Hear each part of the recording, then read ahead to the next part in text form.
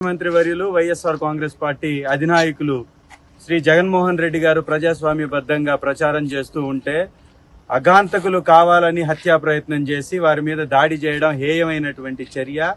ఇది ఒక పిరికి పంద చర్య అని ప్రతిపక్షాలు చేసినటువంటి ఒక తప్పుడు చర్యగా ప్రజాస్వామ్య బద్దులైనటువంటి ప్రతి ఒక్కరు దీన్ని తీవ్రంగా ఖండించాలి.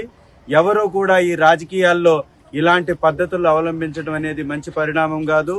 ఏ రోజు కూడా ఎవరిని నొప్పించకుండా ఒప్పించే విధానంలో ముందుకు వెళ్తున్నటువంటి జగనన్న గారిపై దాడి చేయడం అనేది చంద్రబాబు నాయుడు గారి కుట్రలో భాగమే తప్ప మరొకటి కానే కాదు.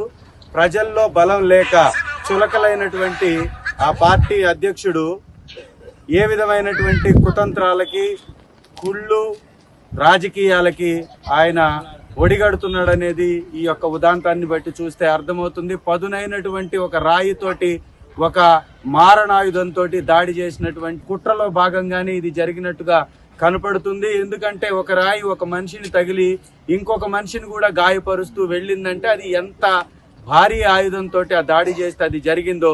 ఇలాంటి పిరికి పంద చర్యలు చేయడం అనేది చంద్రబాబు నాయుడికి ఎప్పుడు కూడా అలవాటే.